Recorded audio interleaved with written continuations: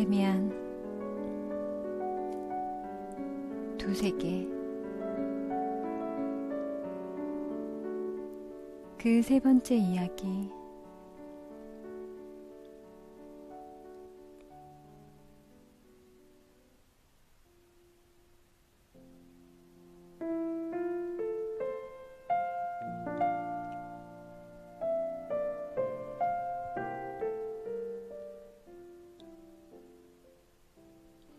나는 계단을 올라갈 수가 없었다. 나의 삶은 산산조각이 나버렸다. 이대로 도망쳐 다시는 돌아오지 않거나 물에 빠져 죽어버릴까도 생각했다. 하지만 그런 결심이 확실히 들지 않았다. 어둠 속 현관 맨 아래 계단에 웅크리고 앉아 불행에 내 몸을 맡기고 있을 뿐이었다. 장작을 가지러 강주리를 들고 내려오던 리나가 그렇게 앉아오는 나를 보았다. 나는 리나에게 식구들에게는 아무 말도 하지 말아달라고 부탁하고 2층 방으로 올라갔다. 유리문 옆에 옷걸이에는 아버지의 모자와 어머니의 양산이 걸려 있었다. 이런 물건들을 보니 우리 집의 분위기와 애정이 나에게 밀려들었고 내 마음은 세상 모든 것에서 버림받은 방탕아가 그립던 고향집의 방을 보고 그 향기를 다시 맡았을 때 그러하듯 애틋함과 감사함으로 가득 찼다. 그러나 이 모든 것은 이제 내 것이 아니었다. 그 모든 것은 아버지와 어머니의 밝은 세계였으며 나는 죄를 한껏 짊어진 채 낯선 홍수 속에 깊숙이 잠겨 있었다. 모험과 제약에 얽혀서 적에게 협박을 받은 나를 기다리는 것은 위협과 불안과 치욕뿐이었다. 모자와 양산, 오래된 사암이 깔린 고급 바닥, 장식장 위에 걸린 커다란 그림, 안방에서 들려오는 누나의 목소리, 이 모든 것이 그 어느 때보다도 더 사랑스럽고 부드럽고 소중했다. 하지만 이미 더 이상 그런 것들은 내게 위로가 될 수 없었으며 확실히 내 것도 아니었다. 오로지 질책일 뿐이었다. 나는 그 밝고 고요한 세계에 끼어들 수가 없었다. 나는 내 구두에 더러움을 묻혀왔다. 발깔개에 문질러도 지워지지 않는 더러운 발. 나는 우리 집의 세계에 전혀 알 수 없는 그림자를 몰고 왔다. 지금까지 수많은 비밀과 불안을 가졌다 해도 오늘 내가 가져온 것에 비하면 모두 장난이나 웃음거리에 지나지 않았다. 운명이 뒤쫓아와 내게 손을 뻗쳤다. 이 손에서 어머니조차도 나를 구해낼 수 없고 어머니가 알아서도 안 되었다. 내 죄가 도둑질이든 거짓말이든 나는 하나님의 이름을 걸어 거짓 맹세를 하지 않았던가. 그건 이런저런 문제거리도 아니었다. 나의 죄는 내가 악마에게 손을 내밀었다는 그 사실 자체였다. 왜 나는 그 애를 따라갔을까? 아버지 말에 순종하는 이상으로 왜 크로머를 따랐을까? 왜 그따위 도둑질 이야기를 꾸며대고 영웅이 된 것처럼 으스댔을까? 이미 악마가 내 손을 잡고 있고 이제 적이 뇌 뒤를 쫓고 있다. 한순간 나는 앞으로 닥쳐올 공포를 느낀 것보다 더 무서운 내 앞길이 이제 점점 내리막길로 향하다가 마침내는 암흑으로 빠져나갈 것이라는 확신에 몸을 떨었다. 지금 이 잘못으로 인해 새로운 잘못들을 저지를 것이고 누나들과 다정히 지내는 것과 부모님께 인사하고 입맞춤하는 것도 모두 거짓이 될 것이며 나만이 알고 있는 숨길 수밖에 없는 운명과 비밀을 갖게 되리라는 것을 나는 똑똑히 느꼈다. 아버지의 모자를 보는 순간 잠깐 어떤 믿음과 희망이 내 마음속을 스쳤다. 아버지께 모든 이야기를 하고 아버지의 처분에 따라 벌을 받으면 아버지를 내 비밀의 공유자이자 구원자로 만들 수 있지 않을까? 그것은 여태껏 해왔던 것처럼 잘못을 비는 시간, 힘들고 가슴 아픈 시간, 후회로 가득 차서 용서를 비는 시간에 불과했다. 이런 생각은 얼마나 달콤하게 느껴졌던가, 얼마나 아름다운 유혹이었던가. 그러나 아무 소용 없었다. 나는 내가 그러지 못하리라는 것을 잘 알고 있었다. 분명한 것은 내가 지금 비밀 하나와 죄 하나를 가지고 있고 그것을 나 스스로 감당해내야 한다는 사실이었다. 어쩌면 나는 지금 갈림길에 서 있는 것인지도 몰랐다. 이 순간부터 앞으로 영원히 나쁜 길로 빠져들어 악한 사람들과 비밀을 나누고 그들이 시키는 대로 복종하고 분명 그들과 비슷한 사람이 되겠지. 나는 어리석게도 어른인 척, 영웅인 척 했다. 이제 나는 그 결과를 받아들이지 않을 수 없다. 내가 방으로 들어갔을 때 아버지께서 내 젖은 신발만 보고 꾸중하신 것은 차라리 다행스러운 일이었다. 아버지는 그것만 꾸중하시느라 더 나쁜 상황을 알아차리지 못하셨다. 나는 그 비난을 묵묵히 견뎌내면서 남몰래 다른 일과 연관시켜버렸다. 그러다 보니 새롭고 묘한 감정이 마음속에 불꽃처럼 튀었다. 그것은 날카롭게 날이 선 듯한 반항심이었다. 내가 아버지보다 우월하다고 생각했다. 순간 젖은 신발만 꾸짖는 아무것도 모르는 아버지가 경멸스럽게 느껴졌다. 아버지가 아신다면 살인죄를 지어 신문 받아야 할 판에 조그만 빵 한 조각을 훔친 것을 신문 받는 사람이 된 심정이었다. 그것은 추악하고도 적대적인 느낌이었다. 하지만 강하고 깊은 매력이 있었고 이 느낌은 다른 어떤 생각보다도 더 단단하게 나를 내 비밀과 죄에 결박시켰다. 어쩌면 지금 이 순간 크로머가 경찰에 나를 신고했을지도 모르고 비록 우리 집 사람들은 나를 어린아이처럼 다루고 있지만 내 머리 위로 폭풍이 휘몰아쳐 올지도 모를 일이었다. 지금까지의 모든 체험 중에 가장 중요한 순간이었다.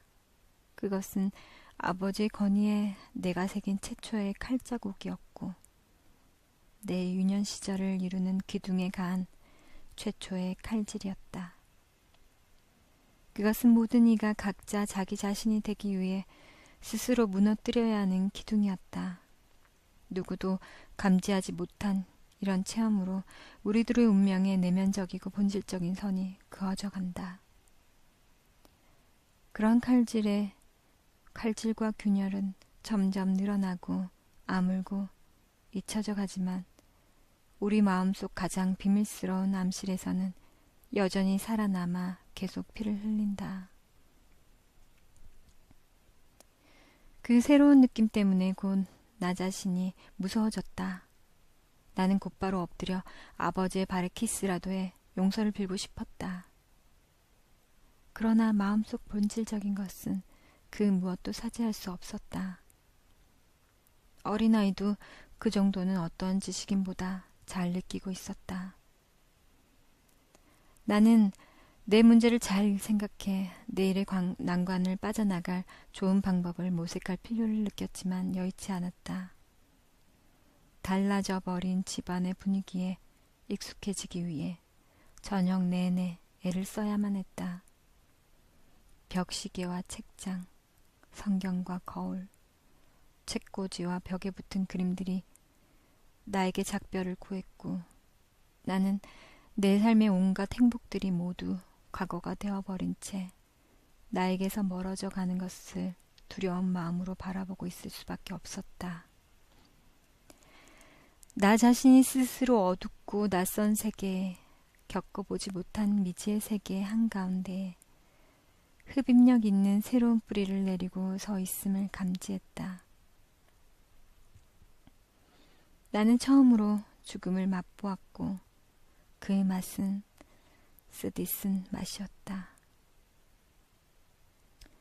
왜냐하면 죽음은 새로운 생명의 탄생이자 두려운 새 삶에 대한 불안과 걱정이었기 때문이다. 나는 겨우 침대에 누웠을 때야 기뻤다. 조금 전 저녁 기도는 최후의 죄를 사하는 지옥불처럼 내 위에 쏟아졌고 가족들은 내가 제일 좋아하는 찬송가 하나를 불렀지만 난 차마 그 노래를 따라 부를 수가 없었다. 멜로디 하나하나가 나에게는 쓸개즙이자 독이었다. 아버지가 축복 기도를 하실 때도 함께 기도를 할 수 없었고 아버지가 우리와 함께 하소서 하고 기도를 끝냈을 때는 심한 마음의 경련이 나를 단란한 가족의 테두리에서 갈라놓았다. 차갑게 떨며 몹시 지쳐서 나는 내 방으로 갔다. 자리에 누워있는 동안 따뜻함과 안정감이 부드럽게 나를 감쌌지만 마음은 다시 불안해졌고 지나가 버린 일에 대한 두려움으로 온몸이 떨렸다. 어머니는 어느 때처럼 내게 잘 자라는 인사를 해주었다. 어머니 발소리의 여운이 아직 내 방 안 가득히 남아있으며 어머니가 든 촛불의 빛이 아직도 문틈새로 들어오고 있었다. 어머니가 다시 한번 내게 와준다면 어머니는 느끼실 것이다. 나에게 다정하게 입맞추고 물어보겠지. 너그러이 희망을 안기며 묻겠지. 그러면 나는 울 것이고 목구멍에 걸려있는 돌덩이가 녹아버릴 것이다. 어머니 품에 안겨 용서를 빌면 모든 것은 다 해결되고 나는 구원을 받을 수 있을 것이다. 문틈새로 비치던 촛불의 빛이 다 사라져 버린 후에도 나는 한동안 귀를 기울이며 그렇게 되기를 그래야만 한다고 간절히 원하고 있었다. 그 다음 나는 다시 낮의 일을 떠올렸고 적의 눈을 응시했다. 나는 또렷하게 그를 보았다. 그는 실눈을 뜬 채 입가에는 야비한 웃음을 띠고 있었다. 그를 바라보면 바라볼수록 이젠 도무지 피해갈 수가 없다는 절망감이 커졌으며 그의 얼굴은 점점 더 크고 악마처럼 변해 내가 잠들 때까지 내 곁을 떠나지 않았다. 그런데 그날 밤 꿈에는 그러머나 오늘 일이 아니라 온통 휴일의 평화와 환희에 둘러싸인 가운데 부모님과 누나와 내가 한 배를 타고 있는 장면이 나왔다. 밤중에 잠에서 깼을 때처럼 그 행복의 뒷맛이 느껴졌으며 누나들의 흰 여름옷이 햇빛에 반짝이던 모습이 눈에 선했다. 그러다 나는 천상의 낙원에서 어느 한순간 현실로 굴러떨어져 다시 사악한 적의 눈과 마주 서 있었다. 다음날 아침 어머니가 왜 늦게 잠자리에 누워 있었느냐고 소리쳤을 때 나는 창백한 안색이었고 어머니가 어디 아프냐고 묻자마자 토하고 말았다. 덕분에 나는 얼마간 좀 괜찮았다. 조금 아픈 덕에 아침 내내 카밀라 차를 마시며 누워있을 수 있었다.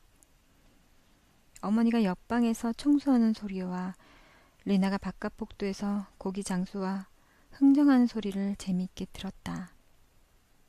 학교에 가지 않는 오전은 어떤 환상과 동화의 세계처럼 햇빛도 찬란하게 방 안을 어른어른 비추었다. 학교의 초록 커튼에 가린 그런 햇살은 아니었다. 하지만 오늘은 그런 것도 흥미롭지 않았으며 뭔가 박자가 어긋난 멜로디 같았다. 그래, 만약 내가 죽어버린다면. 그러나 난 가끔 그랬던 것처럼 단지 조금 몸이 아플 뿐이었고 이 정도로는 아무것도 해결할 수가 없었다. 학교를 가지 않는 핑계는 되었지만 11시에 시장에서 나를 기다리고 있을 크로머에게는 보여주지 못했다. 어머니의 친절한 간호 역시 아무런 도움이 될 수 없었고 오히려 귀찮고 미안한 마음뿐이었다.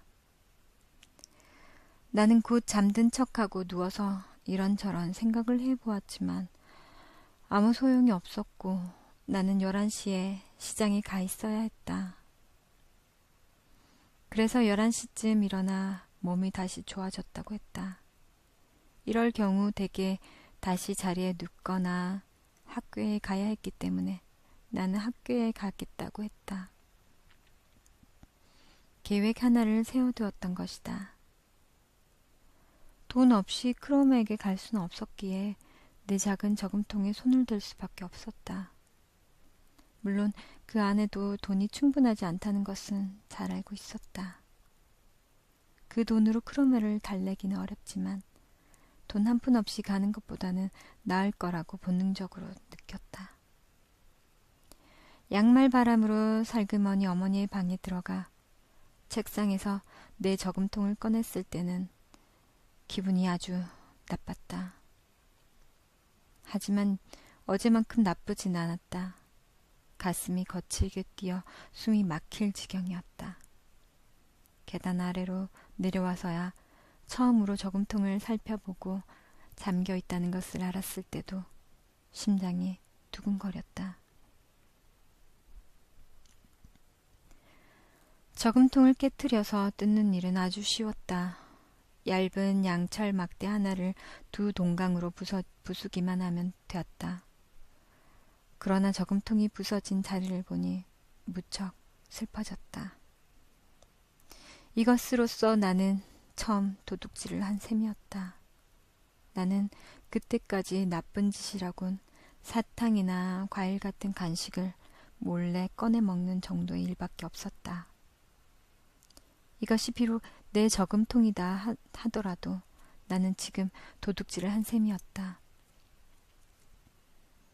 크로머와 그가 속한 세계에 내가 한 발 더 가까워졌고 거기에 저항했지만 계속해서 타락의 길로 빠져들고 있다는 것을 느꼈다.